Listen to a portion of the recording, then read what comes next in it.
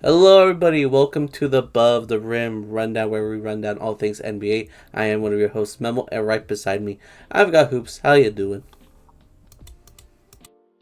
What's going on, man? Overall, I've been doing all right, pretty much about the same as usual typical week. Um Nothing too crazy or none of that for the most part, honestly.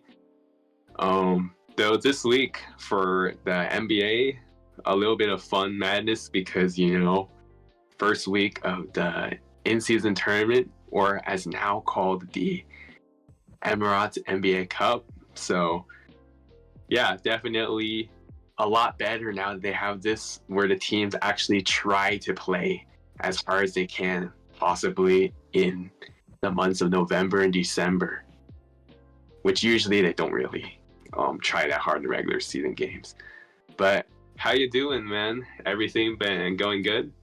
Yeah, it's been good. I mean, like last weekend we had a pretty good weekend. I'm surprised you didn't talk about that. How, uh, we mentioned B Dubs. We did mention B Dubs and watching the Lakers game, but we also went out to hoop a bit, right? We played one on one a Oh bit, yeah, and of course I lost. Like I always lose when we play, but it was like closer games. It was close ish, oh yeah, uh, it was somewhat. close. Yeah, um we were both trying to get off our rust because we both haven't really played in a while. Unfortunately, due to like work and the busy life nowadays, we don't quite have as much time to play as we once did in like middle school, high school. But once we did play, we had a great time. It's always fun to get on the court, whether our shots are going down to the best of the abilities or not. Still, always fun to go out there, especially playing with each other. That's always a good time. Yeah, definitely. Hopefully next time we ball, we could like team up and play with others for pickup. There wasn't really anybody around when we hooped last week, but maybe next time. Yeah. We did wanted to go play to like kind of train for a tournament that was going on around our area. But we're not doing it anymore because the entrance fee was $300, which is crazy. Hey, That's a lot of money. yeah, it is. We also needed like a full team Yeah, that too, was but totally unexpected. Yeah, that too.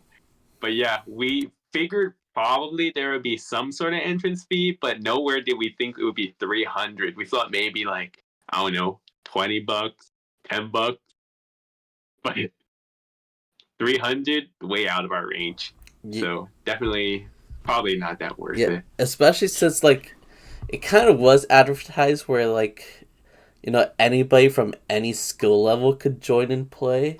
So that's kind of like why I was very interested.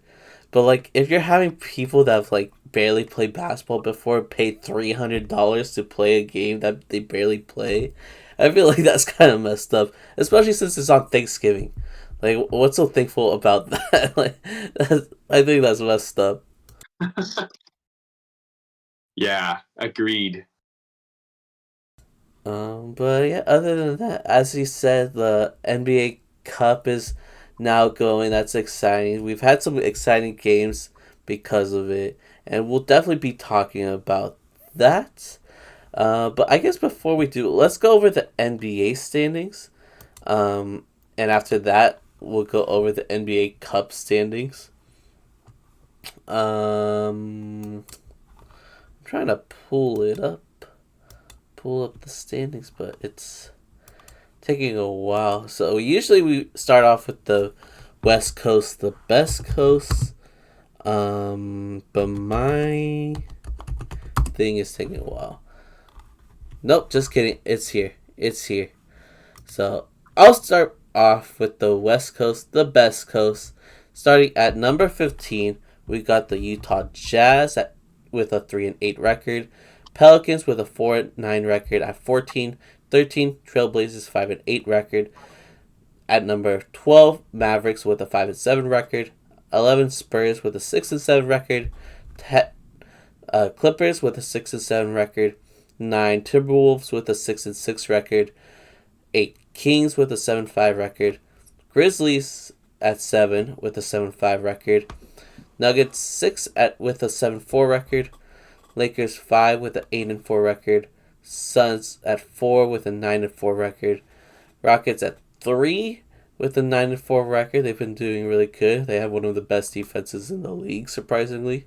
The top 3 teams in the West, actually, I think they're the top 3 defenses in the league. The number 2 is the Warriors with the 9-2 record, and the Thunder number 1 with an 11-2 record. So that's the West Coast. You got the East Coast.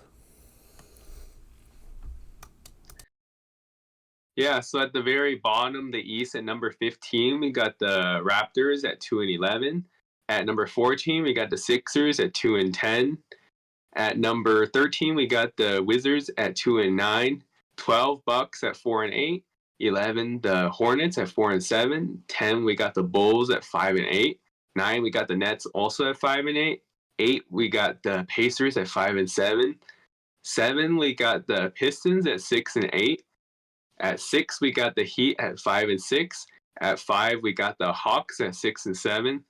At 4, we got the Knicks at 6-6. At 3, we got the Magic at 8-6. At 2, we got the Celtics at 10-3.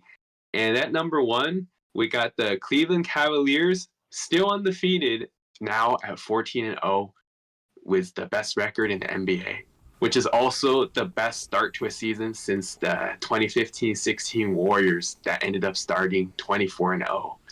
So, cool little feat there. And, I wanted to start off with NBA Cup talk. But since you brought up the Cavs, we could quickly mention how they are going to be in the W list for sure because of their streak. But my main question about them for you is how long do you think this will last? A lot of people are looking into their game with the Celtics really soon. Do you think that's where it's gonna end, or do you think this Cavs team is like the real deal and are able to beat the Celtics and then beat a bunch of bad teams again until they face basically the Celtics again? I think that's how their schedule works. They got the Celtics up next, or at least pretty soon. Then a bunch of bad teams, and then the Celtics again. So, do you think they're able to extend this streak very long, or do you think the Celtics are gonna ruin the party? I think it's really all about that game specifically, because that game, in my opinion, I think that game is really a toss-up. Many people probably would think that the Celtics are the better team, and knowing that game is in Boston. But let's keep in mind, the Celtics did lose against the Hawks without Trae Young earlier this week. And they kind of did barely beat a few bad teams also. It's not like the Celtics have been blowing out teams lately. They haven't necessarily been playing to the best of their capabilities, despite still being up there with one of the best records in the league. That being said, I think they could win that game. I'm not saying that they will win that game because it's going to be challenging. And I mentioned I think it could be a toss-up. They might win that game or they might lose that game. But I think that next game against the Celtics is the very big depending factor on whether or not their streak extends. Because if that streak does extend, and because if they do win that game, then they probably go on for a while until at least the next game against the Celtics. But if they lose that game, I'm sure they'll bounce back by beating those bad teams. But then there will become the question, how real is this Cavs team? Because according to some people, they'll look at it as this team has not beat anyone real, even though they have beaten good teams already. Like, obviously, they beat the Warriors by... It was only 19 at the end due to a bunch of garbage time points, but really, it wasn't that close. They led by as much as 40 at one point, for crying out loud. 19 which is is still the a team at the big top of the lead. Western Conference. Yeah.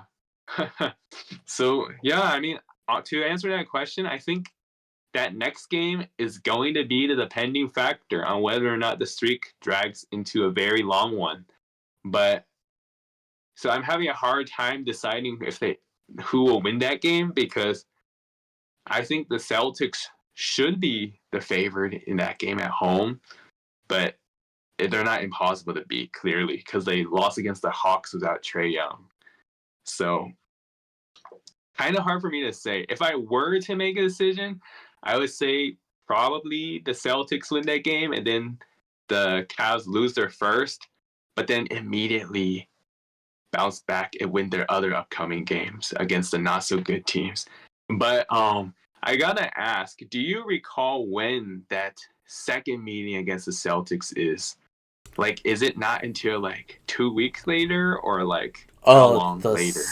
that I don't know. I just know their first meeting is, I believe, Tuesday for the NBA Cup, Tuesday, yeah. but I don't know the Mm-hmm. second game. Yeah. So that means either they're gonna be 14-1 and then maybe win like the next 5 or 6 games, depending on how many games there is in between, or they win that game and then it keeps dragging. Is the most likely scenario. Obviously, upsets are very likely, but I think it's possible they can extend this streak. But I pretty much gave my perspective on what I believe this team can do. Um, what are your thoughts? Do you think they will keep the streak going, or do you think it will end on Tuesday?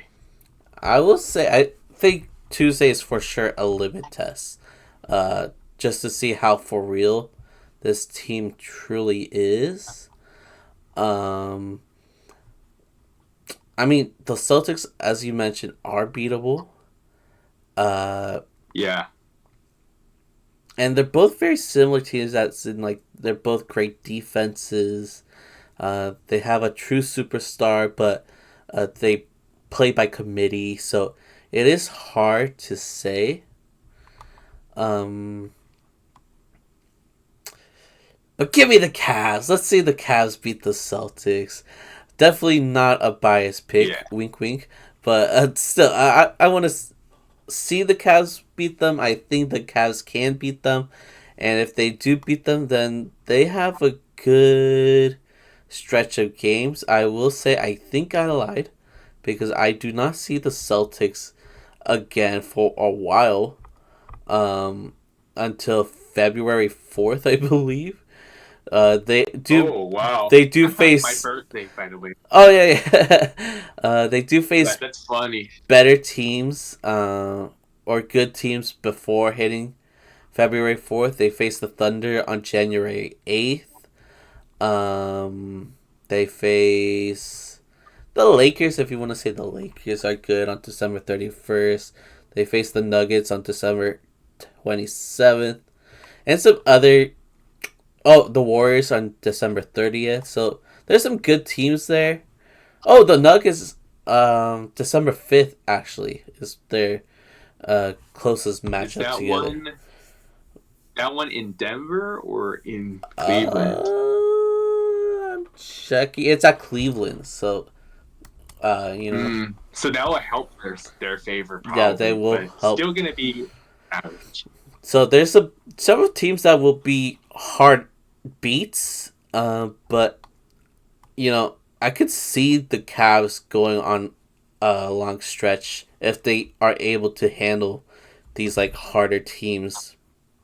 Because within this For stretch sure. as well, we got the Hornets, we've got the Heat that who've been kind of mid this season, the Bucks and Sixers who've been trash, Jazz as well. Like there's a good balance of decent teams and trash teams, and then there's the occasional like Thunder, that like elite teams. So um, I could definitely see the streak going on further, but yeah, the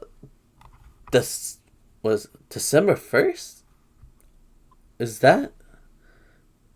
Oh no, I messed up. Yeah, December 1st is actually the second meetup with the Celtics. I got that confused. So that will Mm, be their biggest challenge after going through the Celtics on Tuesday. And between those okay. two games, they got the Pelicans, Raptors, Hawks, and Hawks again. So those four games should be winnable before facing the Celtics. So there is Yeah. a good chance. Okay, they've won their 14th. Next, if they win 15, 16, 17, 18, 19, 20, they could win. It could be possible that they win 20 games in a row before facing the Celtics a second time. Wouldn't it be? Wouldn't that be wild? That would be very wild, and that would be really cool. Um, if I were to make a guess, I would say probably they split those two games against the Celtics. Maybe they'll win one and then they lose the other, or maybe they lose the first one and then they win the second one. But yeah, definitely should be interesting to watch. And as you said, a good litmus test showing where exactly this team might be, for example. Exactly, because although they have the best record in the league, nobody's really considering them like a finals bound team, especially with the Celtics in the East. So that game against the Celtics will be a very important game. Um, which, Definitely. as I mentioned, it is part of the NBA Cup games. So I guess this is a good segue to talk about that. And I guess we should do like a little reminder on what the NBA Cup is, since this is the second season that it's been going on.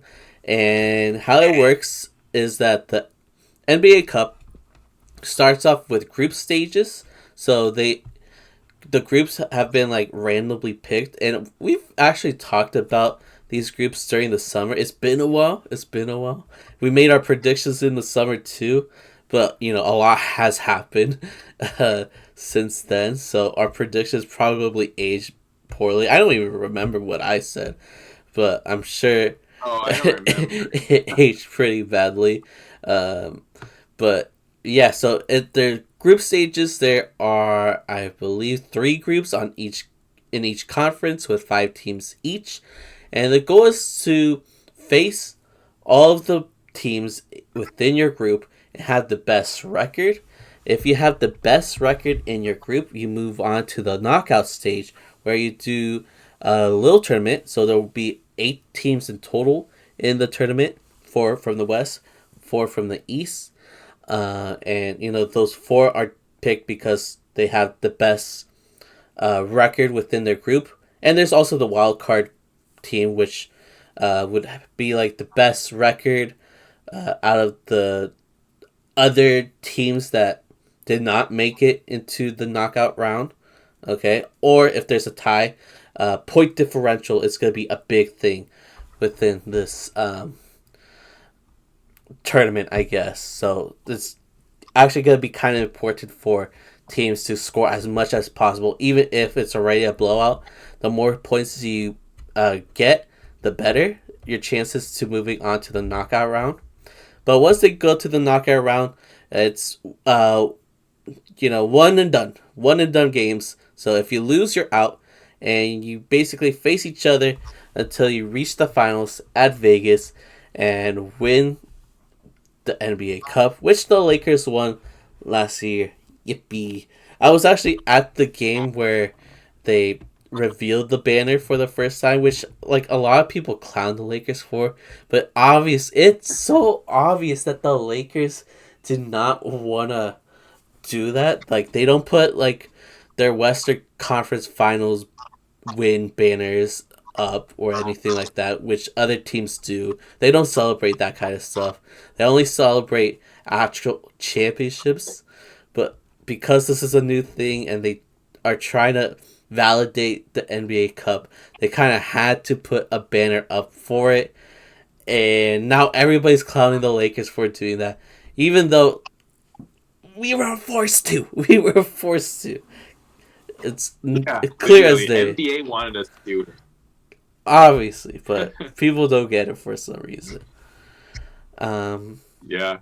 I mean, if a new team wins this year and it happens to be those same people that clown the Lakers when their team raises the banner, definitely ready to clown them too. Like, for example, if it was like the Celtics, the Warriors, or something like that. Exactly.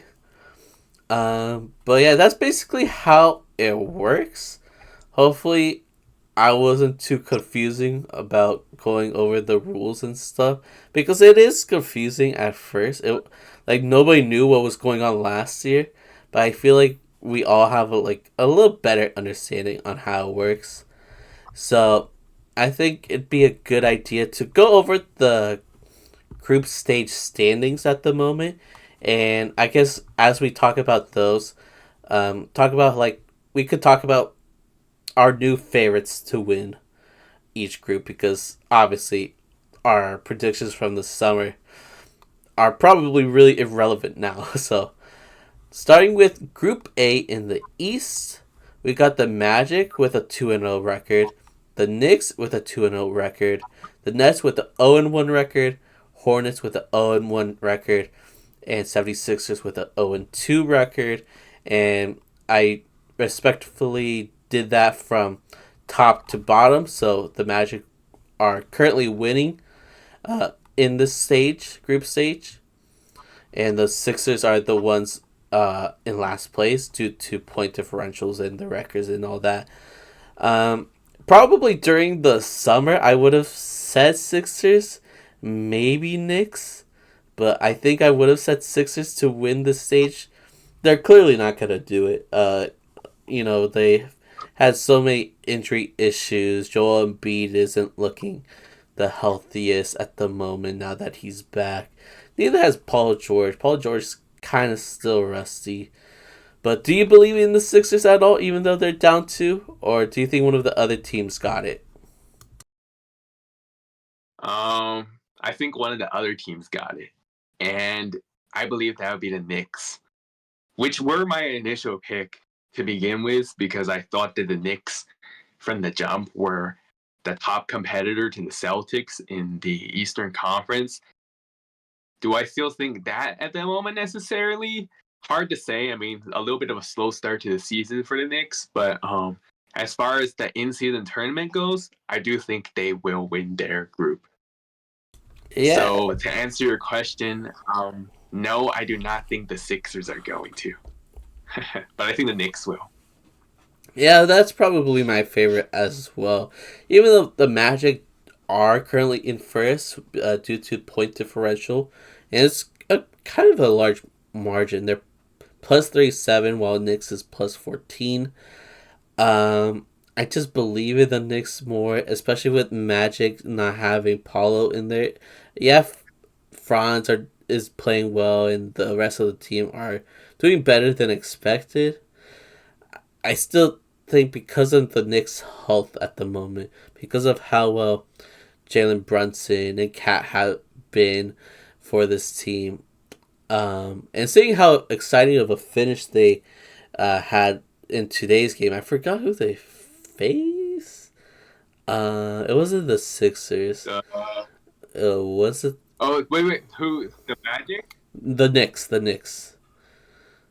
Oh, the Knicks. They're playing the Nets. The Nets. Yeah, they had a really exciting game. Jalen Brunson hit basically the game-winning three, and then Bridges. Oh yeah, it was the Knicks. I mean the Nets because Bridges blocked Schroeder for the win, and they ended up winning that game, just barely. So. Yeah, that was a shockingly close game. True. So yeah, give me the Knicks for Group A. Now let's move on to Group B, where surprisingly this group sucks a lot, and the Pistons of all teams are winning 2-0. The Bucks are second 1-0, Heat 1-1 at third, Pacers 0-1, and Raptors 0-2. And probably before the season started, I would have said the Bucks, that who were gonna win it all, and they're second. It's possible. It's very much possible Still, even though they're second, um, it probably before this week happened, I would have said the Pacers. I can't because I don't really believe in the other teams, but right now they're 0-1. Yeah. So I'm kind of having trouble trying to figure out who will actually win. But this group in general is going to be. It's like anybody's game. But who do you think will take it in this group? Yeah. To start, I'm going to say most of what you said was really accurate. What looked like one of those better groups in the off season became one of the worst groups. And mostly due to the fact that Bucks, Heat, and Pacers starting off to very slow starts, which is unfortunate there. And then somehow the Pistons are actually doing better than many people expected. Raptors, probably many people figured wouldn't be very good. Yeah, it's a little bit challenging to pick who I think will win this group confidently, but if I were to pick, I think I might go with the. Honestly, I'm gonna go ahead and go with the Bucks. Recently, they've been playing a little bit better basketball, and matter of fact, they actually happened to beat the Pistons earlier this week. Which usually you say a team beats the Pistons, it doesn't sound like much, but Pistons have actually been playing good lately, and the Bucks are able to find a way to win that game, which is good. And it went into overtime and whatnot. It was like probably much harder grind than it should have been, but credit where it's due, they find a way to get it done. I think that if the Bucks can keep trending in the right direction, they have a chance to win this group. And I will say this, I probably would have picked the Pacers a week ago as well. They didn't look very good in the first game, unfortunately, so I don't know if I'm that confident in them anymore. And then the Heat just seems to be really inconsistent because the first game they lost against the Pistons in overtime. And in the second game, they beat the Pacers pretty handily. So maybe they could have a chance too. Raptors, I think for sure are not going to. They're clearly the worst team in the group. Pistons are off to a good start, but how long is their luck going to last? I think they're going to lose a few games for sure.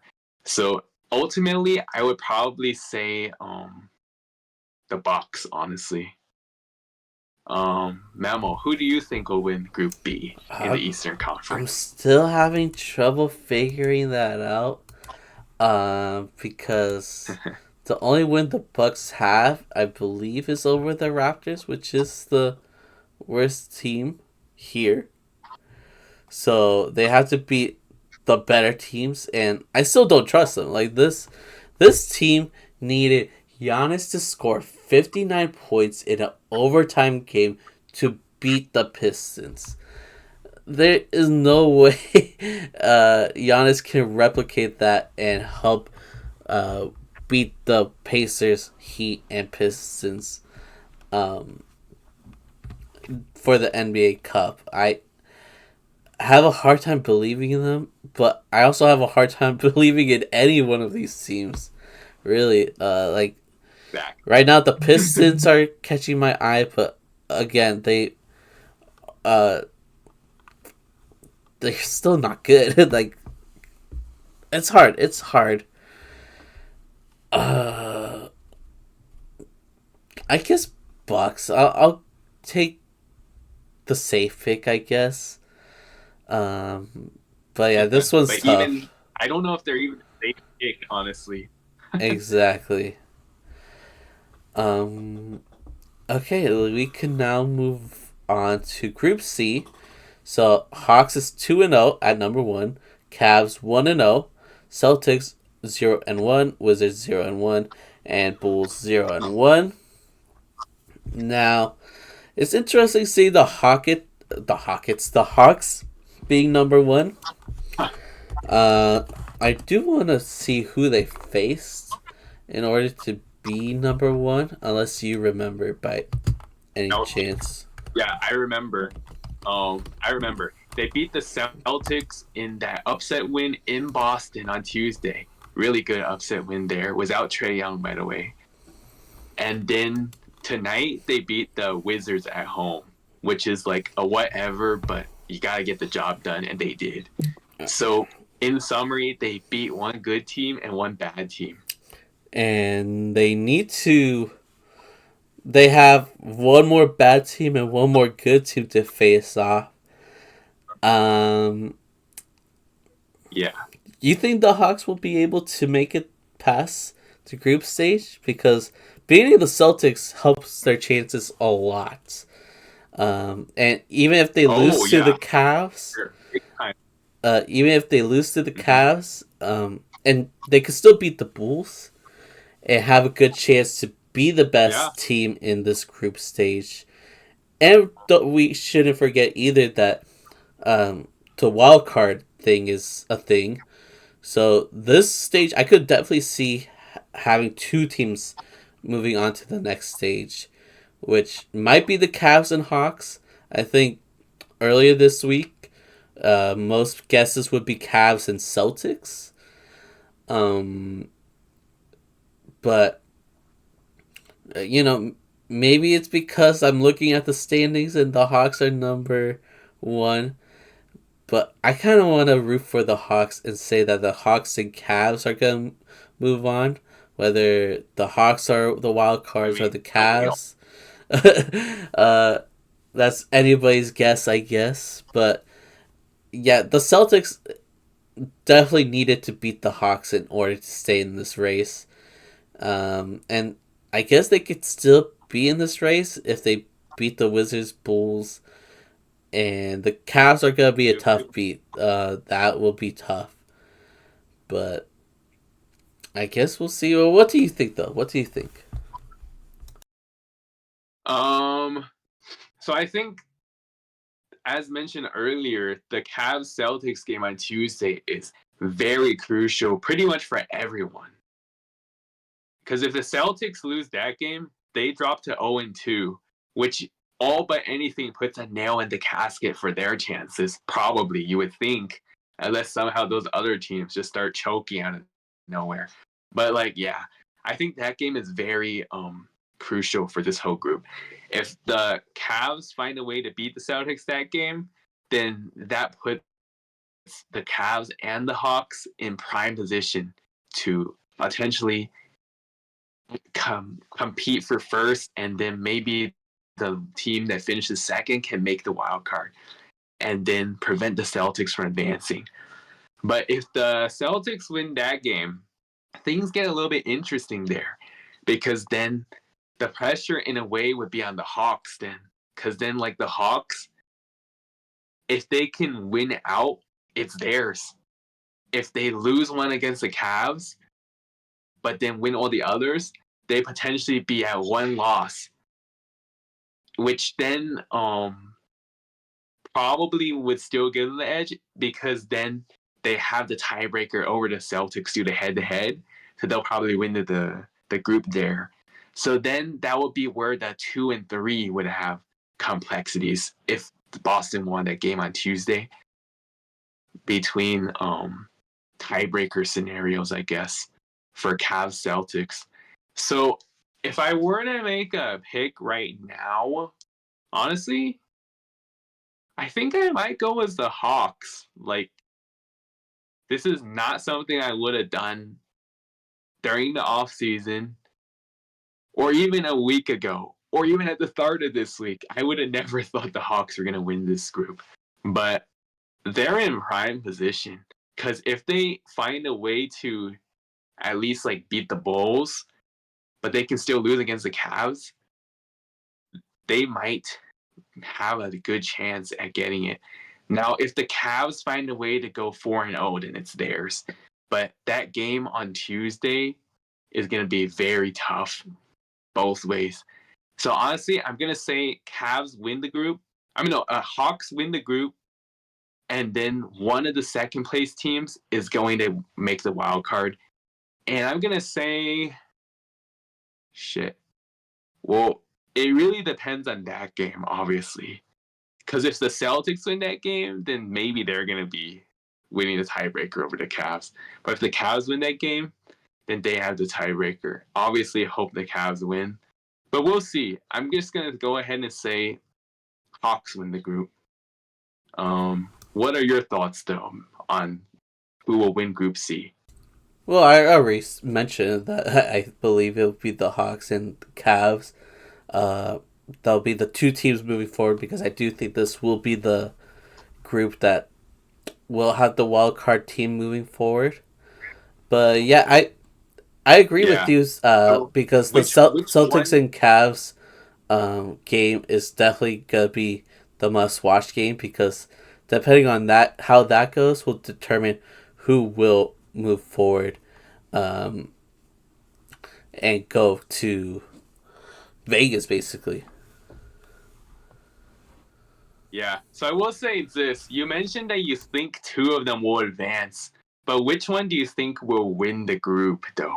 Like, you think the Hawks will win it, or the Cavs will win it, or you're having a hard time deciding It's there? a hard time. That's why I'm saying two. That's why I'm saying because there's no way the two teams from Group B are moving on. That's for sure the worst group of teams um, in the East, and maybe Group. Uh, I don't even believe in Group A. Yeah, Magic and Knicks are similar records at the moment, but without Paulo, I really doubt that Magic are gonna make waves. Even though their defense is still good, Yeah. they So gonna need more scoring. So that's why I'm saying there's there's a gonna be chance. two teams from Group C. Yeah. So, yeah, probably that's what's going to happen, honestly. Two teams from Group C, and then the other ones just get one team. Exactly. But I guess that's Yeah. I enough. will say this, though. Yeah, I was gonna say only one team in each conference being able to make the wild card is definitely a very tough break for the rest of the conference. But that's what makes this tournament so interesting. But yeah, I think we are good to now move on to the Western Conference NBA Cup standings. Yeah. Um, Pulling it up now. So in Group A, we have um. Okay, the Rockets at number one with a 1-0 record. Trailblazers 1-0 at number two. Timberwolves 1-1. Number three. Kings 0-1. Number four, and Clippers 0-1 at number five. Um, the Rockets might be a sneaky one to make it through. Yeah, it's still early. You know, all these teams only played one game so far, but you know the Rockets have been a very surprisingly great defensive team, and we all know that they have a pretty deep young team as well. They're a lot scrappier, uh, and probably have more to prove. So I could see them being the favorites to move on. The Timberwolves, though, like the Timberwolves are always a serious threat as well. And it would be cool to see in like a knockout uh, environment. That would be cool. Um, I know it's still early, so I probably should put so much um, trust in the Rockets, but I'm gonna say the Rockets will take it in Group A surprisingly. yeah, honestly, I have a hard time disagreeing because the Rockets have been playing really good basketball lately. Timberwolves, not as much. They've been unfortunately very inconsistent and didn't really have a good week this week. They were on a 3 game losing streak before a much needed win in Sacramento. And the worst part of that losing streak is that they lost 2 games back to back against the Trailblazers of all teams. not a good look there. So yeah, I have a hard time disagreeing with you, unfortunately, because I think the Rockets are peaking at the right time. So that being said, I believe that the Rockets also will win Group A of the West. Okay, seems like we agree there. And I want to shout out De'Aaron Fox. Uh, he lost today against the Kings, but I just checked recently on my phone, and he has a It's new the Timberwolves. he has a new career high with 60 points. So that's the most from anybody this season. 60 points, 7 assists, 3 rebounds, 6 for 10 from 3. So that's pretty cool to see, even though it came in a loss, unfortunately, for the Kings.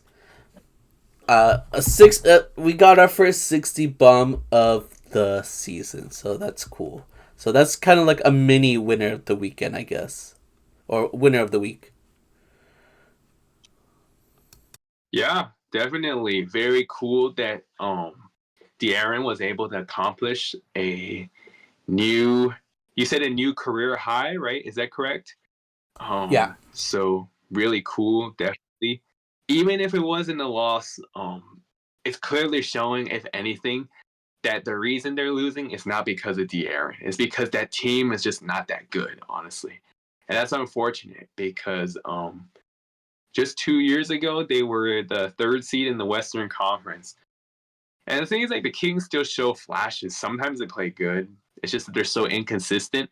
They'll have one good game and then they'll immediately follow up with a bad game. So yeah, that's unfortunate for them, but definitely shout out to De'Aaron Fox for achieving a new career high. Okay. So yeah, um, Yeah, let's move on to Group B, uh, which is a pretty stacked group. I think we talked about this um, in the summer, but got the Thunder at 1 with a 1-0 record, Lakers at 1, at 2 with a 1-0 record, Suns with a 1-1 record at number 3. Number 4 is the Spurs with an 0-1 record, and the Jazz number 5 with an 0-1 record. Now the favorites here are probably the top 3 right now, the Thunder, Lakers, Suns. And the safe pick is the Thunder. And that's probably where I'm going to go as well. Even though I want to see the Lakers go for a repeat, I guess. The Thunder are just so good. They have a great defense. But I do now remember that they don't have Chet in the lineup anymore due to injury, which we'll probably talk about later. So the Lakers actually have a good chance because who's going to guard AD? They have no bigs on the team, and AD has been playing like an MVP. And then the Suns have no Kevin Durant, so that kind of diminishes their chances a bit as well. What do you think? Do you think the Lakers have a chance to move on? I think they have a chance to move on. It's going to be challenging though, because as you mentioned, those top three teams are definitely going to be very tough to get through. Granted, OKC currently without Chet and the Suns currently without KD. Though it seems like KD's injury is a little bit of a more unknown timeline. They said that he would be out at least 2 weeks, which it's already been like a week now. Crazy enough because it's fast. But they said that he'll be reevaluated in 2 weeks. That doesn't guarantee that he'll return in 2 weeks, but it also means that there's a chance he could be back within that timeline. So that's very dependent on his status, I guess, for the Suns' chances. But overall, I think it would probably be between the Thunder and the Lakers. And it's hard for me to say because I think that game between the two is probably going to determine who wins the group. And that game happens to be in LA, which definitely helps the Lakers' chances. Because I will say this, if they were playing at OKC, I would for sure say, all right, OKC is going to win this group because they get to play the Lakers at home. That's going to be so tough to do. But because that game is in LA, it gives the Lakers a much better chance. And as you mentioned, no Chet is going to be tough for them to find a guy to guard AD. It's definitely not going to be easy there. But that being said, that's still not going to be an easy game for the Lakers to win, knowing how good OKC is top to bottom. Even though losing Chet is one of the key, the very crucial part of the missing ingredient. But I think that they're still going to be a tough team to get through. That being said, if I were to pick a winner from this group, I want to say Lakers, obviously. And I think there's a chance that they could win that game between the two. But it's hard for me not to pick the Thunder, honestly. Just because, as you said, like top to bottom, they're so stacked. And arguably the best team all around depth wise. Versus like the Lakers, I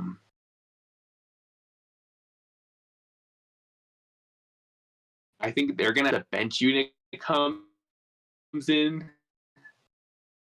Probably OKC has the edge there, and then I just don't know what's gonna happen. So I would probably say OKC wins this group, and then hopefully maybe if they do, maybe the Lakers can get in as a wild card. But that's where things get a little bit tricky because some of the other groups do have some other good teams. But end result, I'm just gonna say that game between the two is gonna be a deciding factor. But I think I'm gonna have to roll with OKC winning this group as well. Okay. I'm kind of convincing myself that it might be the Lakers. I think it does hurt the Thunder's chances without Chet, the Suns' chances without Kevin Durant. But this group, as you said, might be the group with the wild card. So it could be Thunder and Lakers moving on. Especially since the next group, Group C, uh, doesn't. I don't know. I don't know how I feel about them actually. I don't think there will be two from Group C, but it's possible. But yeah, I let's. don't think so. You don't think so? Probably not. I mean, off to a rocky start for this group, aside from the Warriors. Yeah, let's And actually go through them. But before we I actually think that talk about the Denver, group, so at number yeah, one is the Warriors with a 2-0 record. Number two, Pelicans with a 1-0 record. Number three, Mavs with an 0-1 record. Grizzlies with an 0-1 record at number four. And number five, Nuggets with an 0-1 record. And as you said, there are several teams here with a slow start, except for the Warriors and the Pelicans. But nobody really believes in the Pelicans, especially with Zion and their entire team basically out. Um, the Pelicans are no threat, and the teams that we probably assumed would be a threat, they're all 0-1, except for the Warriors. So I'm sure the Warriors will take this group. But do you think the Mavs, the Grizzlies, or the Nuggets have a chance? um, I feel like probably the Warriors. I think there's a chance the Warriors might run away with this group, but I will say this: they will be playing the Nuggets in Denver, so maybe they lose that game. But then they probably, I mean, they already won two of them. So if they were to lose a game, it would probably be against the Nuggets because they're probably going to win in New Orleans, I would assume. But yeah, I will say this tough break for the Nuggets already 0-1 because they didn't have Jokic available against the Pelicans. Because if they had him available that game, I'm sure they win that game. Because it was a close game. I believe they lost by like 5. Like, you mean to tell me if Jokic was playing, they wouldn't have won? I don't believe that. So, yeah, tough break there. I think probably the Warriors are gonna win this group, but yeah, I would say probably Warriors win. If there's any other team that might have a chance to make the wild card, maybe Nuggets, but not as confident for this group of the other teams. But I will say this, during the off season, I thought this group would be like the best, most challenging group because like all of these teams in the off season looked really good. Like even the Pelicans, if they were healthy, they looked like they could have been a good team. The Grizzlies, we all expected them to be back in the playoffs with Ja returning. And then we all know Nuggets and the Mavs were contenders.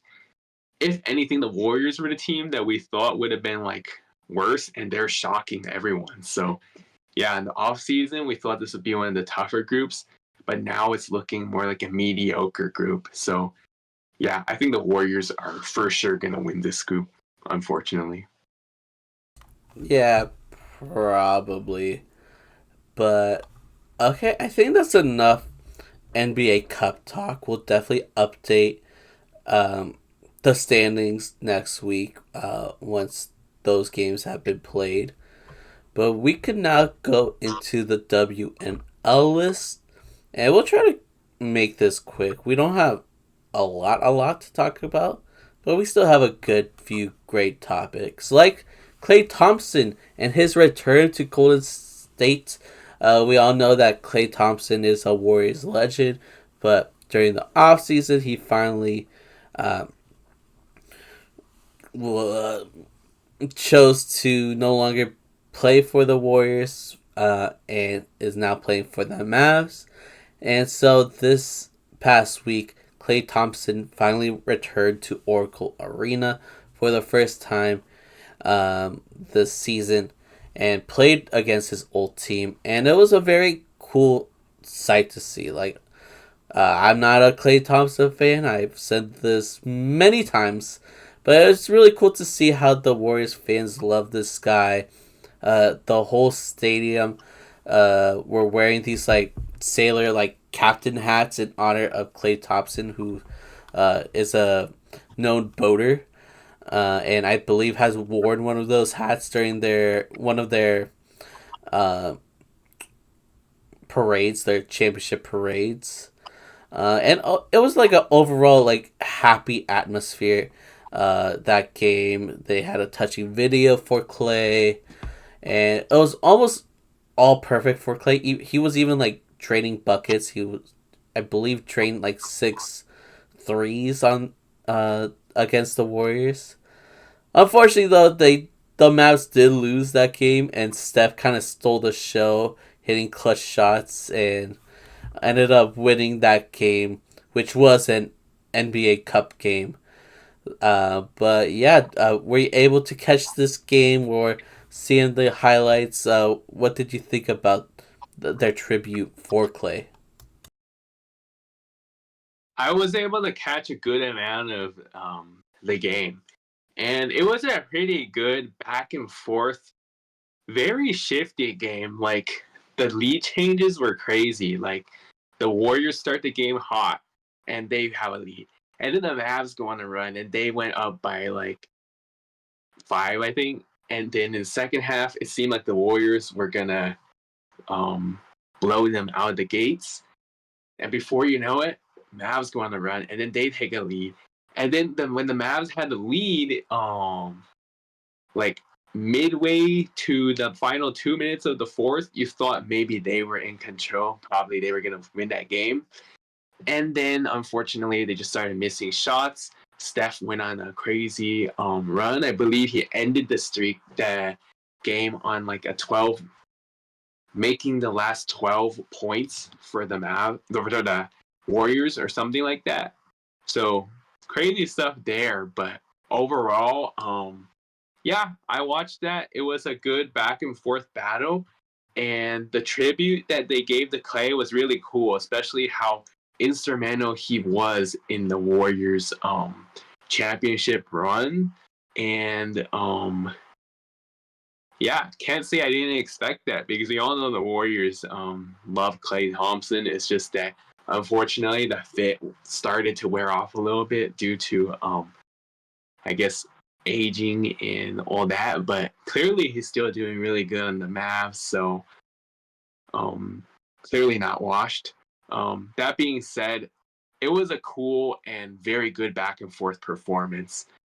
So yeah, to say the least, that was one of the good kickoff games to the NBA Cup Oh yeah, this season. for sure. Debatably the best game, but um, I I don't know. The Knicks and Nets game this today was pretty good as well. That was a nice tight finish. Um,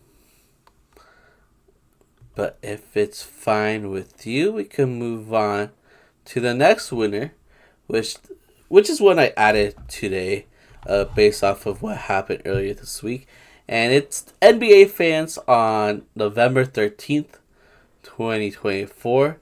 And the reason why I added this to the list was because there was a lot of high scoring action this day. Um, Jordan Poole scored 42 points with 6 3-pointers made in a loss against the Spurs. Cat had a great game, 46 points, 10 rebounds, 3 assists. Ended up losing to the Bulls, unfortunately, by 1, but still a great performance by Cat, who's been having a great year. We have Wemby with his first 50 bomb in his career.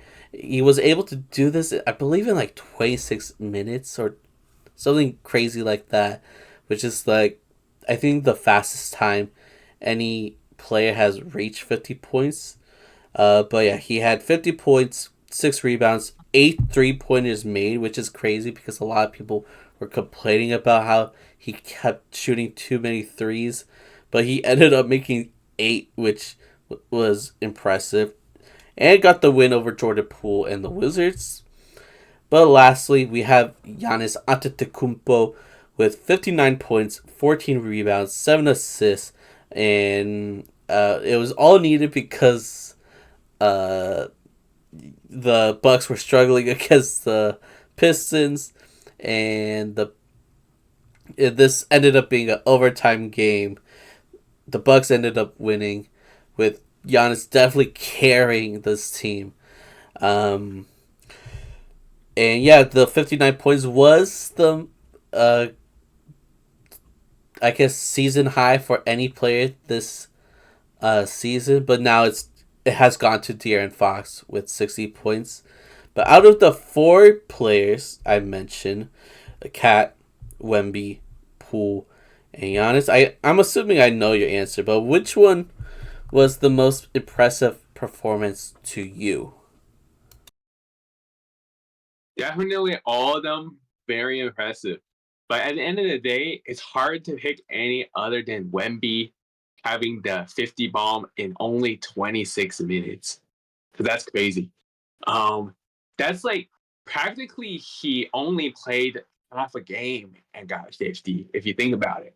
Because the game is 48 minutes long, and he did just barely over the halfway mark, 24, 26 minutes. Insane. Who knows how many points he could have scored if he played like the entire 48 minutes. I mean, granted, like I don't remember how many minutes he played total. So I mean maybe it would have been like not crazy anymore, but I'm sure he definitely would have scored like even more for sure. But yeah, hard for me to pick anything but Wemby due to the fact that he scored so much in such little time. So that would have to be my answer. Um, any counter arguments, shall we say? I think what you said was very fair, but I do lean towards Giannis, who scored 59.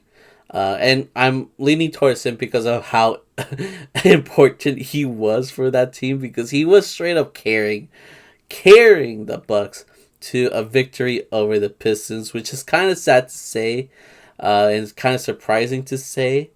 In 2024, I'm surprised we're in this situation, but the Bucks needed him to beat the Pistons in overtime, and that's exactly what he did with those 59 points. But yeah, again, with what Wemby did was extremely impressive. The amount of threes he made in that game, I believe he was 50% from three, which is an insane percentage. And yeah, the little amount of time he was able to make those 50 points again is impressive. So I definitely understand your point of view as well. For sure. But yeah, nonetheless, all of them were very impressive. So I feel like it's hard to really go wrong either way. Yeah, and a player that had a really good game on that day, and who's been having several great games, uh, this like past week basically, is LeBron James. LeBron, and the Lakers have been doing very well. They now have a 4 game win streak, which we talked about them in the L list last week and how they were starting to struggle. Now they're kind of bouncing back, even though they didn't play the best of competitions, but still they're looking good. LeBron in the 4 game win streak had a triple double in every single one of them, which is crazy because not only is he now the oldest player to have 3 consecutive triple doubles, but this is the most consecutive triple doubles he's ever had in his career with 4. So LeBron is balling out. AD is also balling out. I believe he just scored 40 points tonight against the Spurs, and had great contributions from the rest of the team, like Austin Reeves, D'Lo from the bench, and so on. So, how are you feeling about our Lakers, about LeBron and his success within this past week? Yeah, I will say the man never fails to amaze, which is not something that we didn't know of already, but um yeah, he's been continuously doing great things. Um and the fact that he is doing 4 straight triple doubles at the age of 39, almost 40, in just a little bit over a month is very insane to say the least. Um, yeah, and definitely a very cool accomplishment to his already very well accomplished career. That being said, the Lakers, definitely glad to see them playing better, though quite well, frankly, they didn't really beat any like amazing teams throughout the run. But at the end of the day, you gotta get the job done playing the games. So there's that. Um, yeah, and obviously they had to grind a few of these games harder than they probably should have, because like the Grizzlies game, they were playing against the Grizzlies without John Morant, without Desmond Bain, Gigi Jackson, a shorthanded team, and it was pretty close. They probably should have beat that team more handily, but at the end of the day, found a way to get it done. That's all that matters. And then the Spurs game tonight, which was the first game of the NBA Cup for the Lakers. Once again, much closer than it should have been. But at the end, they found a way to get it done. And in large part due to AD, once again, his hot start to the season, and LeBron was his triple double. So, yeah, though they didn't beat any crazy teams, you still need to get the job done and win the games. So it was a good week for the Lakers. Hopefully they can keep it going. Yeah, I definitely hope so. But Yeah, I guess that's enough. Lakers talk. We already talked about the Cavs, but they definitely deserve to be in the W list. I do want to talk about Jared McCain, who's been looking very good for the Sixers. Even though the Sixers have not been doing good, they could easily be a nominee for the L list once again. Jared McCain has been shining with a much bigger role for the 76ers now, knowing that Maxey is out injured. McCain is getting more minutes, and with those more minutes, he's been scoring a lot more. Uh, Against the Lakers, he scored 18 points. Against Charlotte, he scored 27 points. Against the Knicks, 23 points. Against Cleveland, 34 points. I believe 10 assists as well, yeah. And against Orlando, 29 points. I believe he's right now the front runner for Rookie of the Year. There's still a lot of time. I'm sure Edie will continue to play great as well. He hasn't been as consistent, especially on the scoring end, but he's still been a solid piece to the Grizzlies. But I don't know. What do you think? Do you think McCain has a true chance to take this award at the end of the year, or is it too early to say? I think there's a good chance he could take this award. It is very early in the season, and granted, with Embiid back and healthy, and soon George and eventually Maxey, he is gonna lose touches. So there's a chance that maybe his chances diminish then. But so far, so good. I think that probably it would be him, between him, Paso, and Edie most likely. But we got to see as far as like how exactly the minutes and touches are going to change by the time the Sixers superstars and stars are healthy. But I think he does have a good chance at winning it for sure if he keeps up the good play. Yeah, that's very true. And again, it's definitely very hard to say at the moment, but yeah, with this class being so weak and the rookies so far have had a slow start, I wouldn't be surprised if McCain wins it. But uh, yeah, we still have a long season to go. Um, so yeah, there's that, and then we have some mini winners that will kind of bunch up together. We've got the Hawks in the W list because they were able to beat the Celtics during one of their NBA Cup games. The Magic in the W list for having a 4 game winning streak, um, with two, sorry, which helps the team have a 7-6 record and that now sitting third in the East. Again, without Paulo, which is pretty impressive.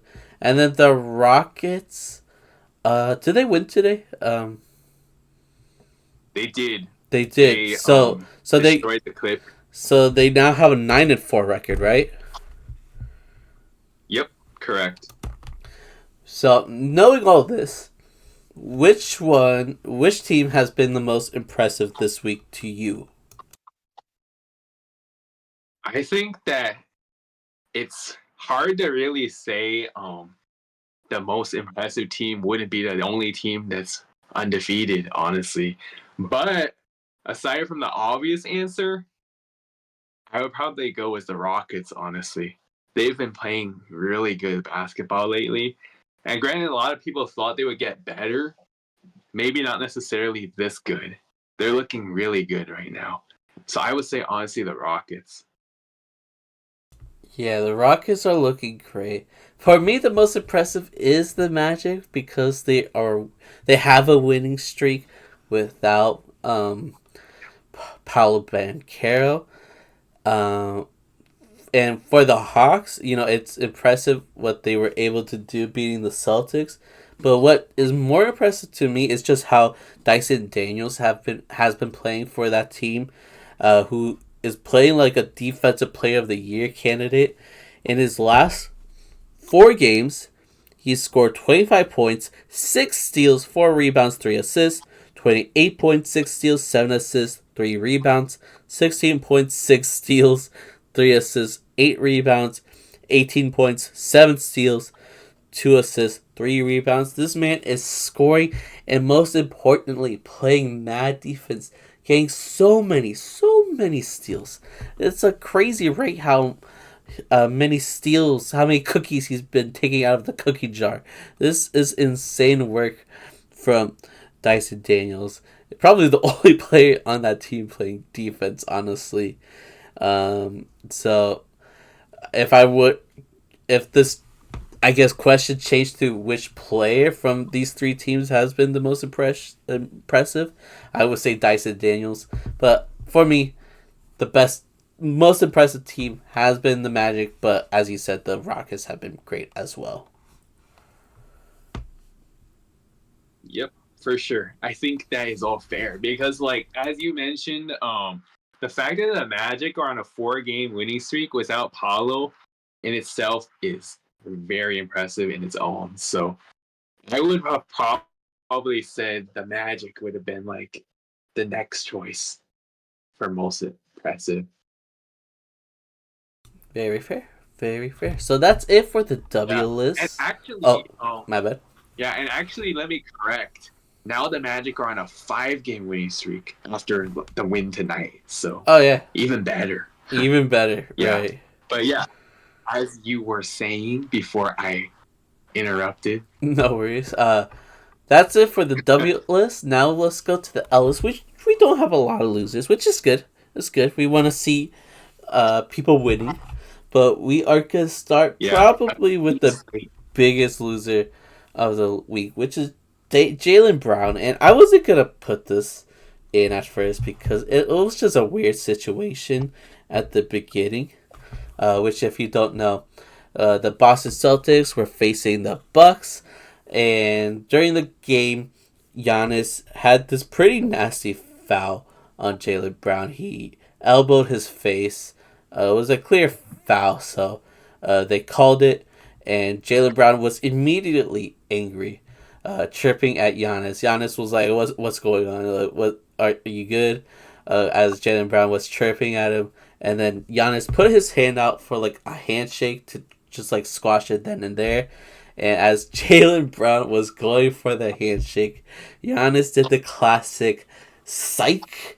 He psyched Jaylen Brown, making him look stupid. I don't know why Giannis did that. That was a weird move on Giannis's behalf.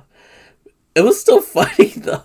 It was such a goofy thing to do. But yeah, Jaylen Brown did not take that well at all. He called Giannis a child, and Giannis responded in a very honest way. He said that he just wants to have fun out there, which is what he's been known to do throughout his career.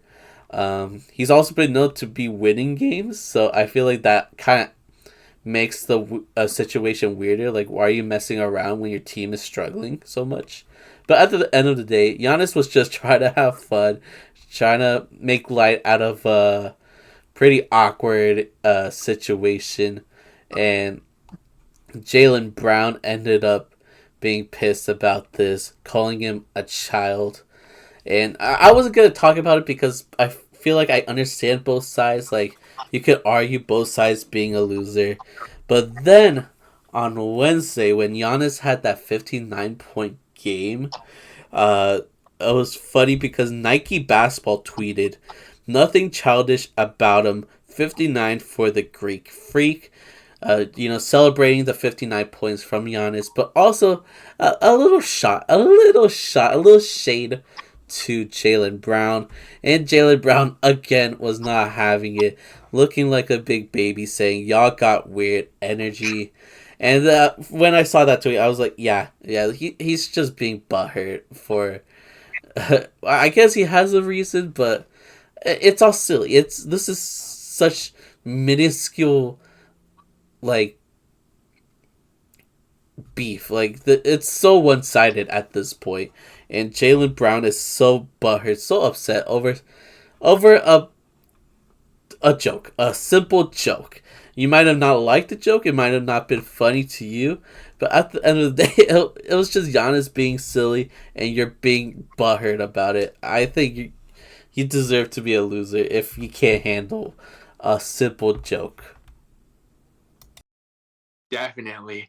And yeah, it was definitely confusing to say the least because yes, as I agree with you, like it was confusing why Giannis did that because I guess he usually doesn't do that type of things. But as you mentioned, it was funny because like Giannis is one of those guys. It's just like he's funny even unintentionally. I mean, I'm sure he was trying to be funny in that case, and it worked. Apparently not to Jaylen Brown though. That guy, I don't know why he was so upset. But yeah, definitely worthy of being on the L list after the combination of all those things he did. For being frank, I mean, like the fact that he one decided to take that so serious that he called Giannis a child to the media. Like, come on, man. Like, I get that you don't like what he did, but that was not needed. And then, obviously, hard foul on Giannis as a revenge tactic. Come on now, that wasn't necessary either. But yeah, Jaylen Brown, a good player, and I respect him for what he did last playoff run. But what he did that night definitely L worthy. So yeah, I will say Nike's troll post was definitely very accurate Yeah, imagine because being cooked by the Nike Twitter account. That's embarrassing. that is very embarrassing.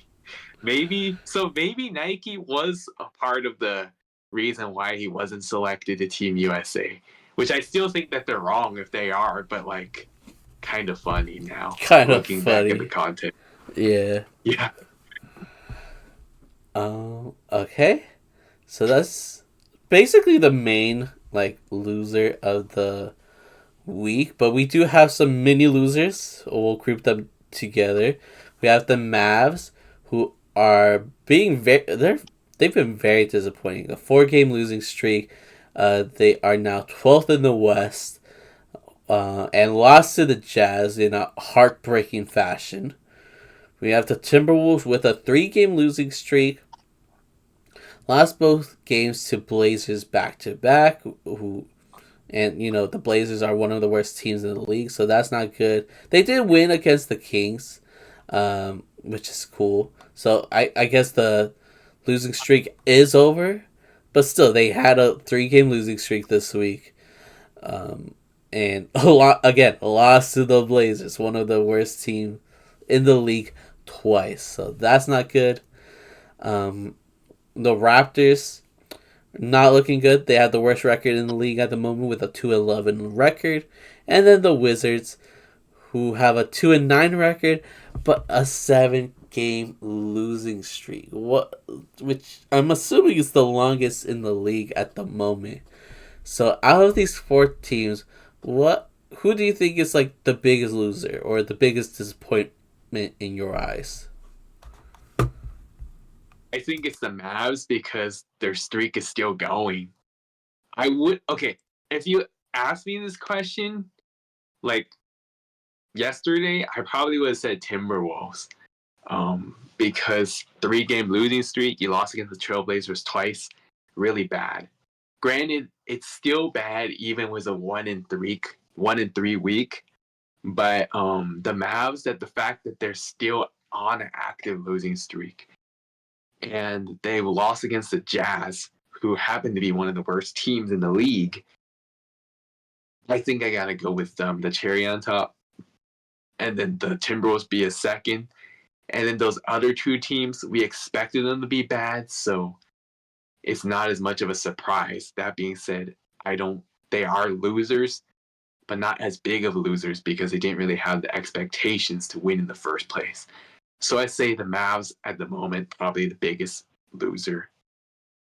What Yeah, do you think, Memo? I probably agree. Like, this was the team that went to the finals last year.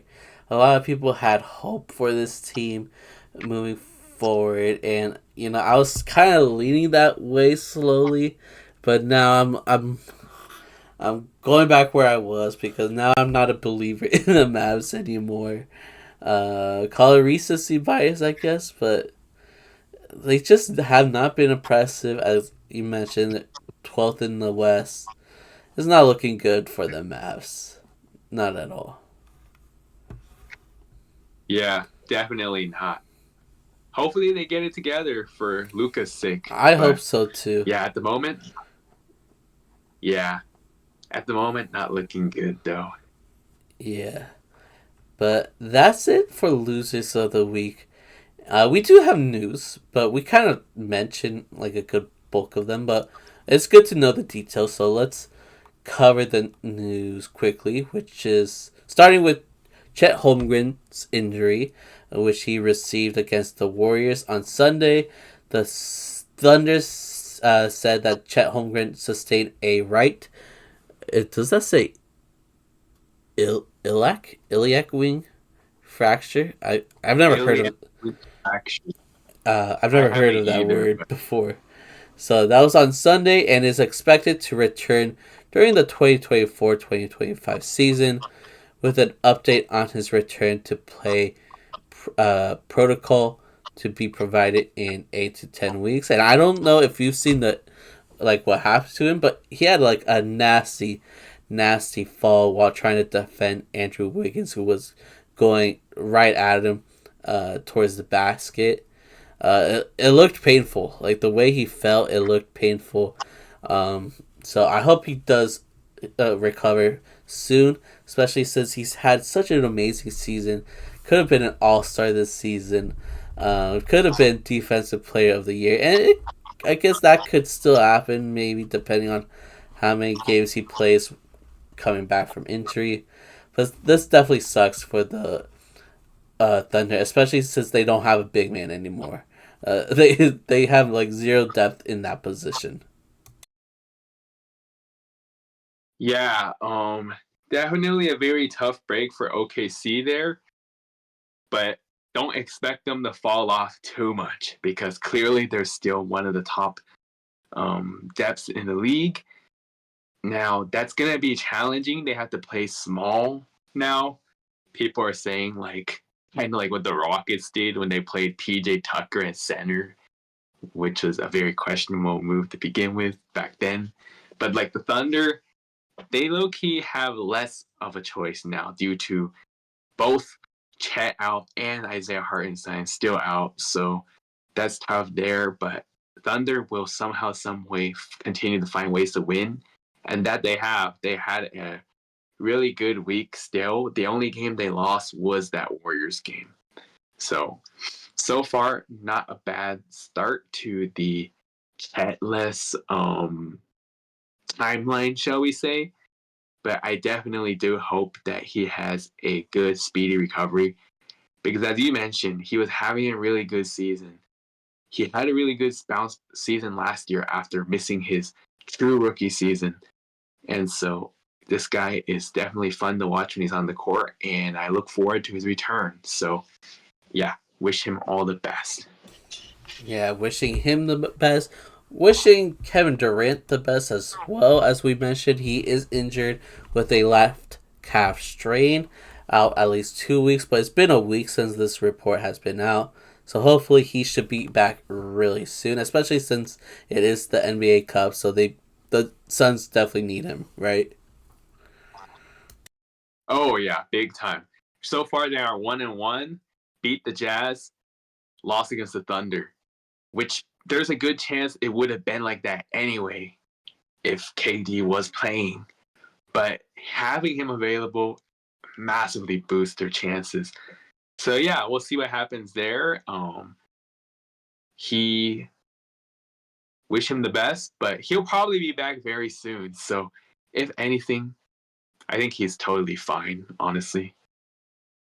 Yeah, and someone who probably won't be back soon. We don't have it in our notes, but I do remember that Zion Williamson is out with a left hamstring strain, and he is out indefinitely. So we have no idea when he'll be back. And this is unfortunate because not only is he the best player on the Pelicans, and he's injured once again, but the Pelicans are just struggling so much with injuries.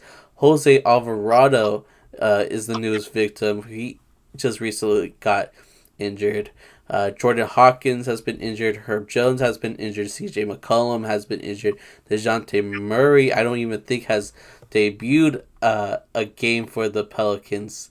So this is all very unfortunate news for the Pelicans.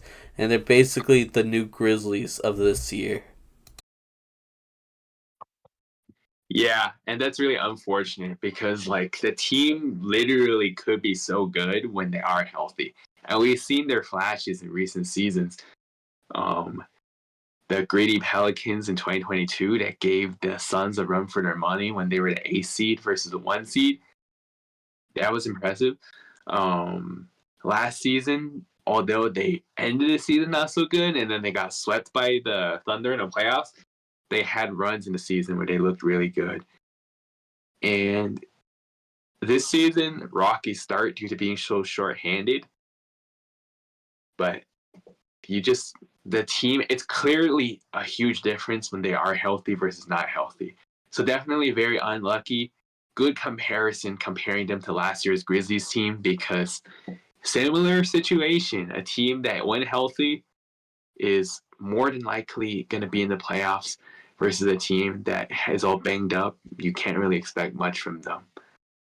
But yeah, hopefully Zion can be able to return not too long down the road. But unfortunately, after a relatively healthy season last year, he is looking once again injury prone and banged up. So wish him the best in his recovery. Yeah, I hope they all do well. There's been a lot of like high profile names injured this year. Not only the ones we just mentioned, Chet, Kevin Durant, and Zion, but we talked about Paolo being injured. Scotty Barnes has been injured. Tyrese Maxey, Embiid, and Paul George were injured. There's been a lot of injuries going on, so that's kind of scary to see, but hopefully that changes, and hopefully the people that are injured currently recover soon and well. But yeah, it's a crazy sight to see, I guess. Yeah, definitely. But definitely wish them all the best in a speedy recovery for sure. Okay, last news that we have for today is actually news to me. This is the first time I'm reading this. I'm sure Hoops has more to say about this. But according to Shams, the NBA is in serious discussion on a new 14 tournament format for the 2025 All Star Game. Sources told ESPN.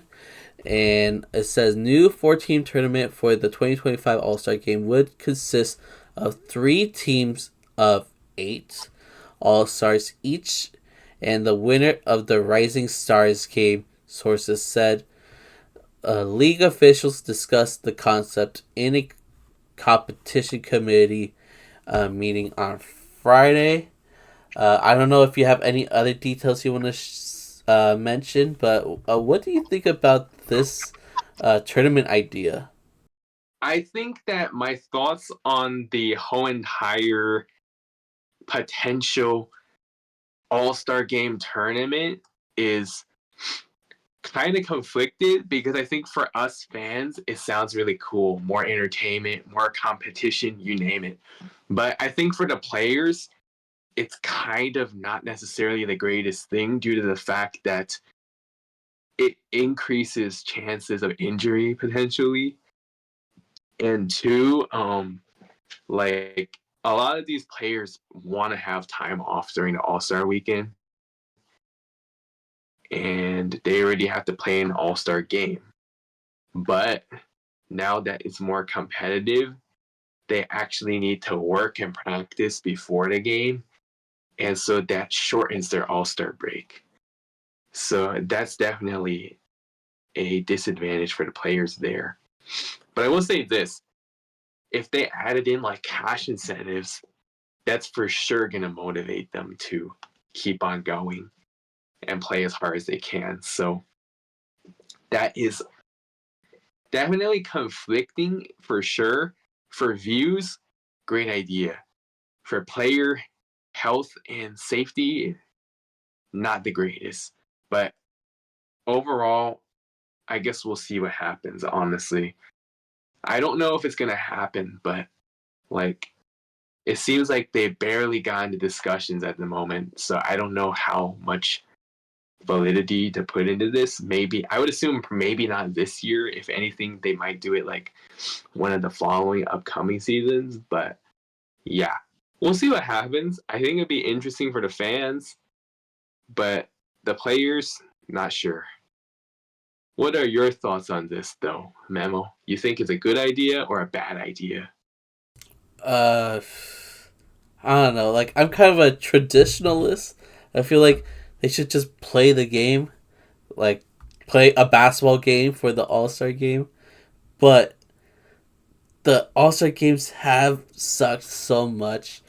I don't even think the tournament will change anything. I don't think the players will. They just don't care. They don't want to try. Yeah, there's those injury scares, but like, let's not pretend they don't play basketball during the off season. Let's not pretend they don't play pickup with other NBA players during the off season and play in a way where they don't get injured but still competitive. So why can't they do that for the All Star game? Like it's not that hard to play a game without injuring each other and still being competitive. Like it's ridiculous uh, uh, how the All Star game has been for the last few years now.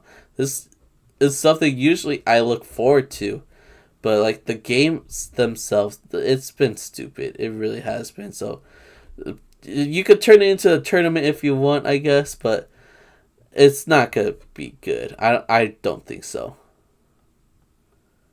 Yeah, honestly, can't really disagree there because the reality is these players are just not going to try the absolute hardest regardless, barring a like very crazy cash prize, which honestly for these all-stars a lot of them probably don't even think much about because they're already really rich, versus like the in-season tournament is a different approach because of like as LeBron said last year, he was trying to play as hard as he can for the rookies and the young players that do not earn much. But for the All-Star game, pretty much all of them are going to have be rich aside from if there was like a rookie or sophomore first time All-Star, then that'd be a different story. But yeah, I think that it definitely would not even like be close to the NBA Cup level of effort to put in. So yeah, I feel like probably it's gonna be a low rating um display regardless. They do the tournament or it stays as is, but usually the phrase is if it ain't broke, don't fix it. For this one, it's already so broke, don't make it worse, I guess. I don't know. That's a But good one. yeah, yeah, I tried. But yeah, I'm just gonna say I don't think that the tournament will do too much differences. But yeah, like nowadays, contrary to you, like I'm not even that like interested in the All-Star game anymore. Like I'm way more interested in the Saturday festivities, which even that has gone downhill. But like sometimes there's like gems here and there, like dunk contest. Some player maybe will have some cool acrobatic monster dunks. Or last year, really cool idea was when they integrated the Steph versus Sabrina. Hopefully they bring that back this year because that would be cool. But yeah, as far as the All Star game, I feel like there's not much saving it, unfortunately. Yeah. Unfortunate news there, but it is what it is. I guess we could end it off here. It's been a nice long episode. Not the longest, but still, it's a nice chunky episode for you all. So I hope you all enjoyed. Let us know your thoughts in the comments down below. Not only on YouTube, but you could also leave comments on Spotify. I don't I don't know if everybody knew that, but if you check out the podcast on Spotify, you could leave a comment. You could also do a poll there. I always do polls at on Spotify, so you could, if you're interested, you could always do that. I also do polls on the YouTube as well, so you could also check out the YouTube polls on our channel. Check out everything. Check out our socials. Check out the podcast on audio platforms. Check out, what should they check out? What should they check out? The TikTok, I guess. That's part of the social medias, but still. Oh, also just dropped the clip going over our NBA end of the season award predictions. So check out that. But yeah, anything you want to say before we head out? Yeah, pretty much just mirroring what Memo said. Thank you guys as always for the constant support to our channel. We greatly appreciate it, and we could not be where we are today without it. As you guys know, now season 2 is up and running towards the peak of the season soon. And in a way, right now is like obviously not the peak, but like one of the interesting times due to the NBA Cup. So that's fun. But yeah, thank you guys for the constant support. If you guys like it, make sure to like, comment, subscribe, share. Stay tuned to our upcoming content because we got a lot of good stuff coming up. More game analysis, news, and then we will add in some cool little fun games here and there as well. So stay tuned because we've got nothing but fire content coming. That's for sure. But yeah, I guess we will head out. So thank you all for watching, and we'll see you all next week. Bye bye.